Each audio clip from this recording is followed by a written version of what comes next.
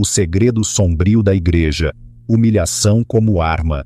Em 1323, Maria Santos estava nua na praça de Toulouse, enquanto milhares gritavam por seu sangue. Mas o pior ainda estava por vir. O que a Igreja Católica fez com ela em seguida foi tão devastador psicologicamente que ela implorou para ser queimada viva. Eles recusaram. Ao final deste vídeo, você entenderá por que historiadores modernos tentaram enterrar esta história por mais de 700 anos.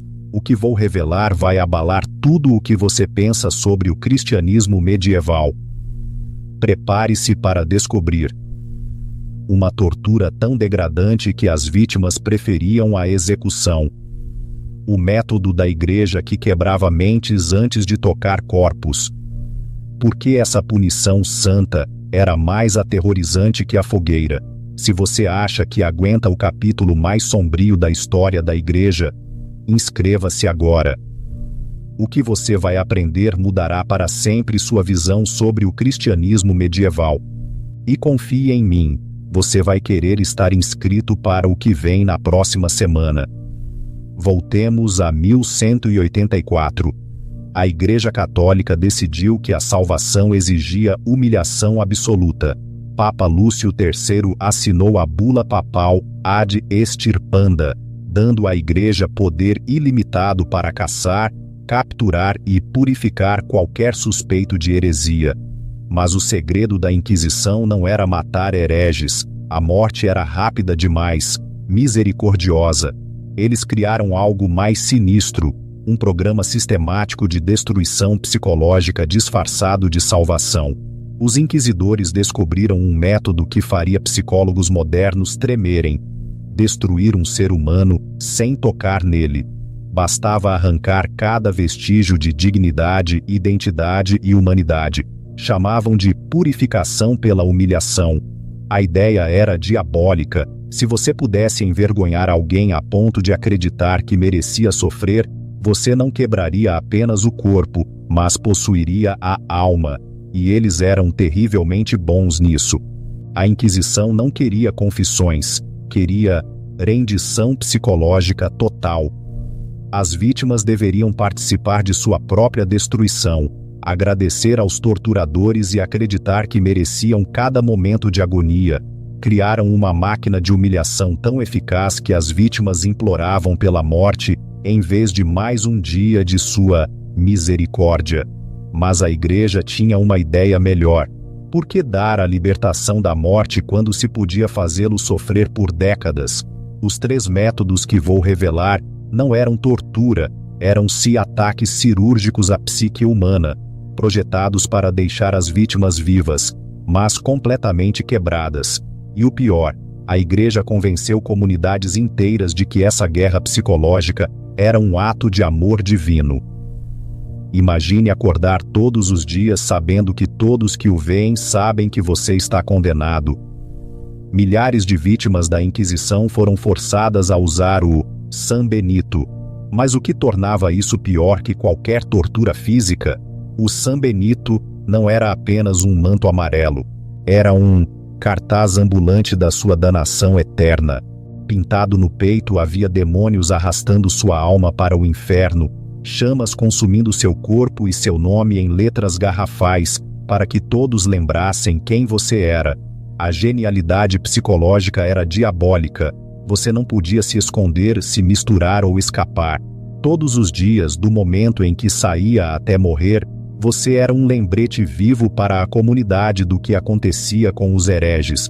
Os registros da Inquisição em Toulouse revelam algo arrepiante. Entre 1307 e 1323, 847 pessoas foram sentenciadas a usar o San Benito por toda a vida. Dessas, 312 cometeram suicídio no primeiro ano.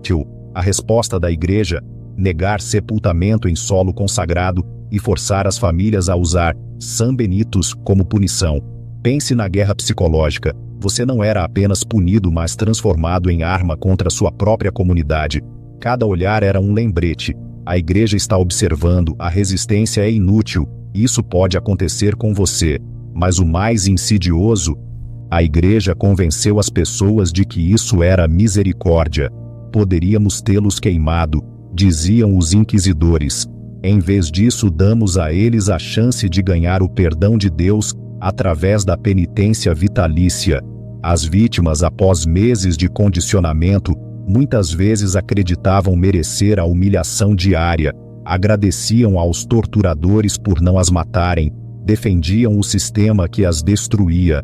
Maria Santos, a mulher do início, usou seu San Benito por 14 anos no 14 anos de zombaria, crianças atirando pedras, recusa em lojas, dormir em portais porque ninguém abrigaria um demônio. Quando morreu em 1337, sozinha e esquecida, a igreja registrou sua morte como uma purificação bem-sucedida. Sua alma, afirmavam, foi salva pelo sofrimento, mas isso era apenas o começo. O que vem a seguir faz o San Benito parecer um aviso gentil. Se o San Benito era humilhação diária, o auto de fé era a obra-prima da destruição psicológica pública da igreja. Imagine a final de um campeonato, mas em vez de celebrar atletas, milhares se reúnem para assistir humanos serem despojados de sua dignidade. O que ninguém conta sobre esses atos de fé é que não eram sobre justiça, eram sobre terror. A igreja descobriu que, ao tornar a humilhação de uma pessoa espetacular, podia controlar uma população inteira pelo medo. A cerimônia começava antes do amanhecer. As vítimas eram arrastadas de suas celas, despidas e forçadas a confessar crimes que não cometeram. Mas o golpe psicológico, as confissões não eram apenas sobre heresia, mas sobre os atos mais degradantes e vergonhosos imagináveis. Os registros do julgamento de Pedro de la Cababaleira, 1485, detalham o horror. Ele foi forçado a confessar relações sexuais com demônios, canibalismo e urinar em relíquias sagradas. Nada disso era verdade, mas ao final da cerimônia até ele começou a acreditar. A multidão não apenas assistia, participava da destruição psicológica. A igreja incentivava a jogar comida podre, cuspir, gritar insultos. Transformavam a comunidade em cúmplice da humilhação. Pense na genialidade. Você não era apenas torturado, mas tornado cúmplice da sua própria destruição. Tinha que ficar ali, nu e indefeso, confessando publicamente ser a criatura mais repugnante, e depois agradecer à igreja por sua misericórdia. E o mais retorcido, após horas de humilhação pública reduzido a um ser humano em prantos, os inquisidores ofereciam reconciliação. Bastava renunciar a tudo em que acreditava, denunciar amigos e familiares e servir a igreja pelo resto da vida. A pressão psicológica era esmagadora. Despojados de toda a dignidade, muitos agarravam qualquer chance de redenção, concordavam com tudo, traíam qualquer um, apenas para que a humilhação parasse. Pedro sobreviveu ao seu auto de fé, mas sua filha testemunhou que ele nunca mais foi o mesmo. Acordava gritando, convencido de que milhares de olhos ainda o observavam. Morreu 2 anos depois, pedindo desculpas aos inquisidores por não ter sofrido o suficiente. Mas mesmo isso não era a arma mais devastadora da igreja.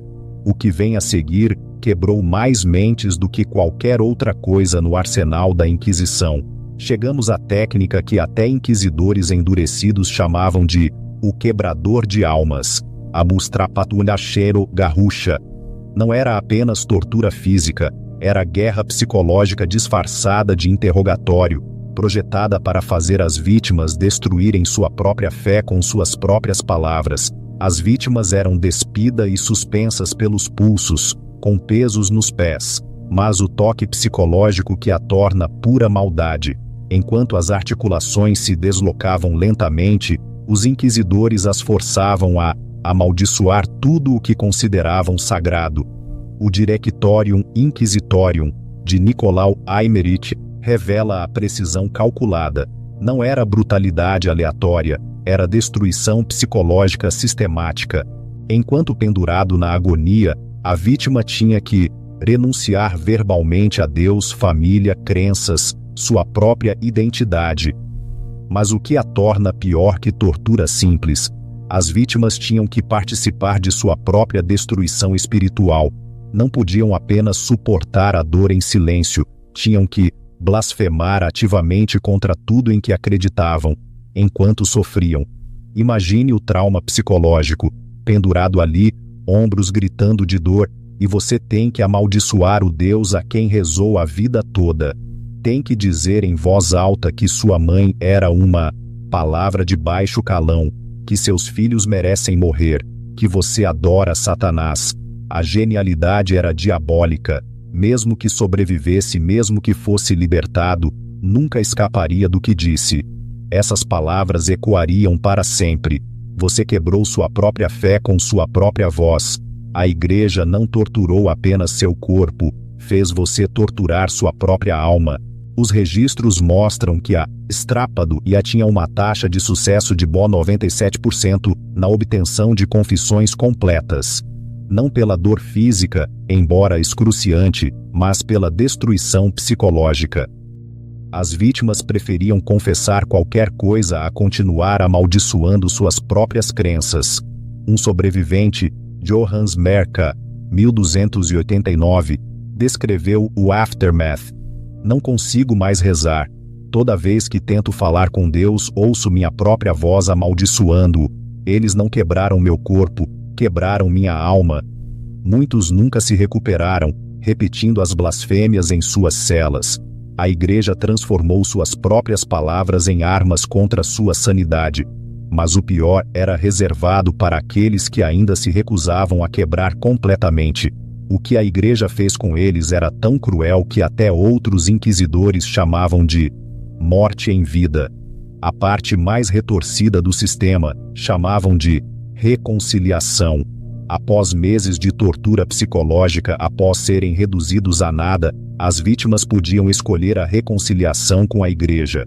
O que não percebiam era que essa misericórdia era a punição mais cruel de todas. Um reconciliado era alguém que confessou, arrependeu-se e foi perdoado pela igreja. Soa misericordioso? Errado. A igreja criou algo pior que a morte. Fantasmas sociais. Legalmente vivos, mas funcionalmente mortos para a sociedade. O que a reconciliação realmente significava: proibido de quase todas as profissões, exceto trabalhos manuais degradantes.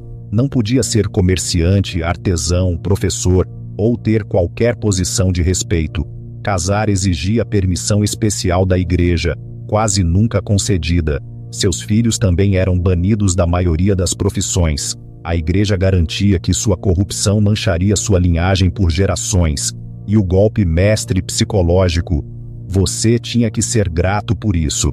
Tinha que agradecer publicamente à igreja por sua misericórdia, assistir a missas especiais confessando sua indignidade e denunciar qualquer um que suspeitasse de heresia. Você se tornava um anúncio ambulante do poder da igreja e da sua própria degradação. Os arquivos da Inquisição Espanhola revelam o alcance devastador. Entre 1478 e 1530, mais de 125 mil pessoas foram sentenciadas à reconciliação.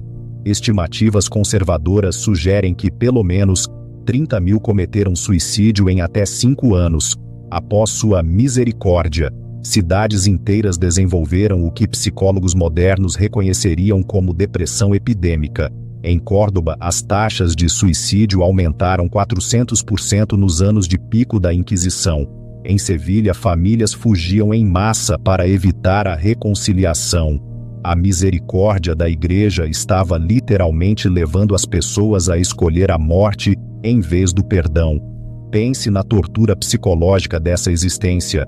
Acordar todo dia sabendo que você vive apenas porque a igreja permite. Não pode trabalhar, amar, ter uma vida normal.